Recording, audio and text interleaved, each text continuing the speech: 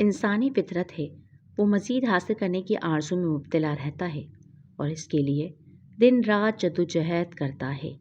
3 ایسی دولت جس سے اگر کوئی محروم ہے تو وہ دنیا کا سب سے غریب شخص ہے۔ سوچیں، غور کریں آپ، کیا آپ کے پاس وہ موجود ہے؟ وہ نعمت کون سی ہے؟ اگر نہیں تو ذرا سی محنت اور کوشش کے ساتھ یقیناً آپ بھی یہ نعمتیں حاصل کر سکتے ہیں۔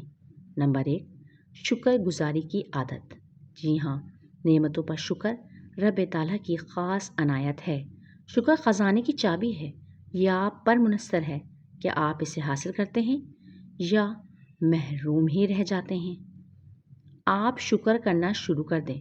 شکر آپ کی نعمت، دولت، عزت، شہرت سب کو ضبط کر دے گا۔ یہ نعمتوں کے حصول کا سب سے طاقتور طریقہ ہے، مزید نعمتیں حاصل کرنے کا ذریعہ ہے۔ ہم محروم اس لیے ہیں کیونکہ اپنی موجودہ نعمتوں کی ہم بے قدری کرتے ہیں، شکر ادا نہیں کر رہے، اپنے نصیب، حالات اور وسائل پر روتے رہتے ہیں۔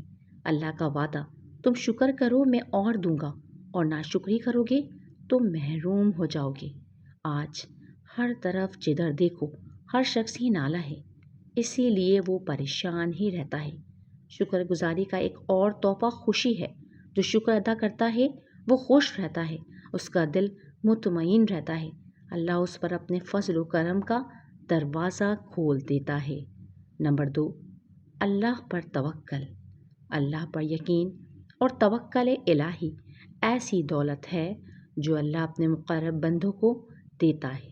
امید صرف اللہ سے لگائیں، اسی پر بھروسہ کریں، شکوے کی عادت ختم کر لیں، اپنی توقعات ان سے وابستہ نہ کریں، برے کے ساتھ بھی اچھا کریں اور صلح کی امید رب کے علاوہ کسی سے نہ رکھیں۔